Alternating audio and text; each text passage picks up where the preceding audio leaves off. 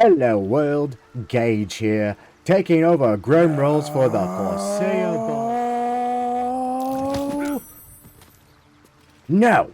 None of that. Enough of that, enough of your cringe, enough of any of that. Hi, how you doing? I'm Grim Antandre. I'm the other avatar for Grim Rolls, and I'll be taking over from now on. So sit back, relax, and let's go ahead and dive into the lore of a very, very peculiar little halfling.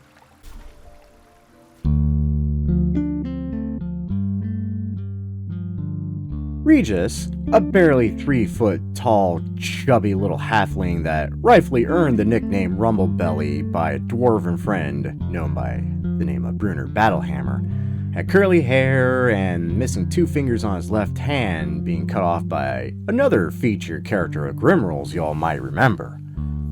Regis, like most halflings, enjoyed nothing more than a comfortable living, smoking from his pipe, fishing from his toe, and the like. He could be quite subtle and very, very crafty, though he was by no means cruel in any way, leading to that very cherubic appearance of his.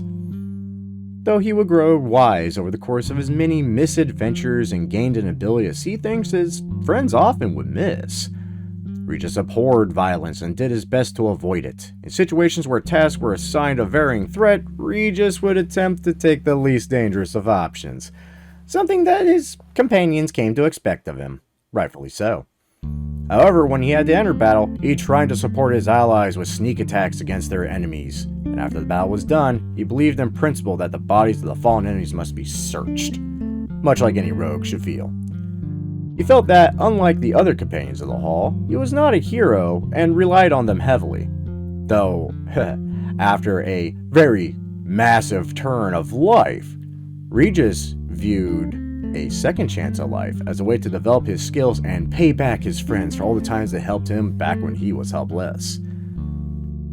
At times, he even provoked fights for practice when he could have easily avoided them. Needless to say, Regis Rumblebelly has lived quite the life or two, especially considering the fact that he's little more than just your standard average halfling, who is very cunning and very quick with his words and absurdly sly on the fly.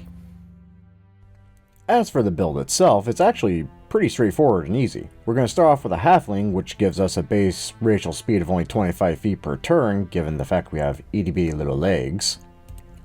Lucky, which lets us reroll any one for an attack roll, ability check, or saving throw, which could very well be your saving grace. And for the last racial trait we get, Brave. We have advantage on saving throws against being frightened, which I think is hilarious given the fact that we're one of the shortest races in the game, and just about everything's bigger than your standard half-orc. For subrace, we're going to take the Lightfoot Halfling and pick up Naturally Stealthy as the benefit of that, giving us advantage on stealth checks. This is a godsend to any rogue build. For class, we're going to go Rogue, and honestly, we're probably just going to stick with Rogue throughout, unless we decide to throw on some fighter levels here and there to more encapsulate Regis' second life. For background, we're going to pick up Charlatan, as Regis is nothing but a charlatan when he starts out.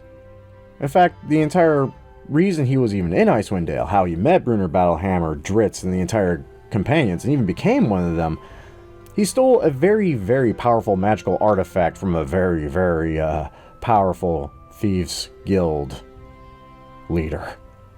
Needless to say, it was a very poor choice on his part, and it came back to haunt him something fierce. By all means, pick up the book series and give it a read, if only for how Regis survives all that. For our starting stats at level 1, we're going to have an 8 in Strength, a 14 in Dex, 11 in Constitution, 13 Intelligence, 13 Wisdom, and 14 Charisma, with our plus 2 going to our Dexterity for 16, and our plus 1 going to Constitution for an even 12. For our 4 skill proficiencies from our class, we're going to put it into Stealth, Investigation, Perception, and Persuasion, with our 2 points in Expertise going to Deception and Persuasion. For appearance, we're going to select Voice 5, Face 5, Cool Tone 2 for the skin color, No Scarring, Brown 4 for our eye color, Bramble Thicket for those curly locks that Regis is so known for, along with the cherubic features, and normally no facial hair to speak of.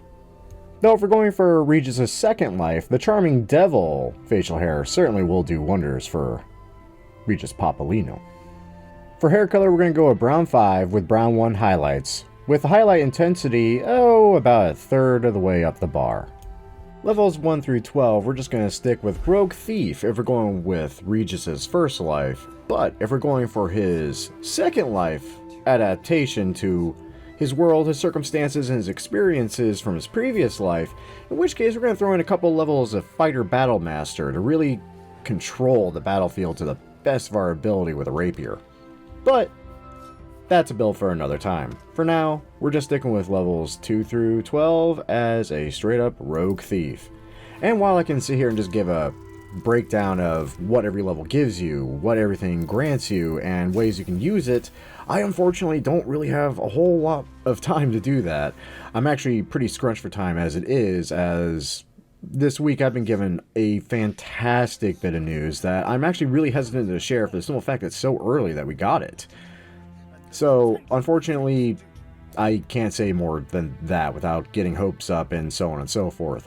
Instead, I will simply say that at the moment, these videos in particular are going to start taking a little bit longer, as I really want to put more quality and effort into them. I do want to have level by level breakdowns of everything, because I see a lot of questions getting asked on Facebook group posts for Baldur's Gate 3 that I actually do have answers to. I answer all of them to the best of my ability, but people are still confused on just how to even play the game, how to have fun with it, and how to get past turn-based combat, or how to pass certain dialogue options, or where they even exist, where this fantastic item is, or where this particular cutscene is. And God knows, I put so many hours into this game, I just want to help everybody. That's one of the reasons why I'm thinking of something along the lines of Gage's tips, just a tip, but without the wholesome half-orc dirge narrating it. And one great way to help with that kind of stuff and that kind of content is, by all means, drop a comment, leave some feedback. What would you like to see?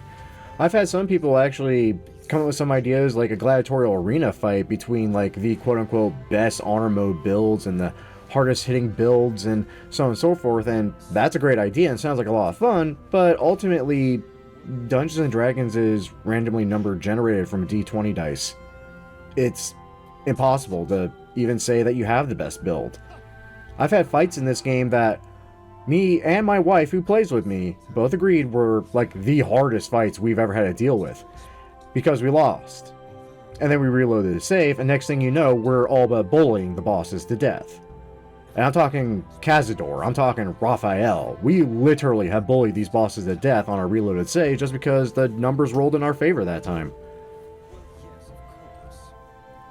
So again, if you like this content, be sure to like, share, and subscribe, and be sure to drop a comment. Be it a build, be it a critique, be it just a grim entendre. But in the flair of my old series, cheers to the friends who found us, the losers that lost us, and the lucky sons of bitches that get to meet us, and we will catch you all in the next video. See you then.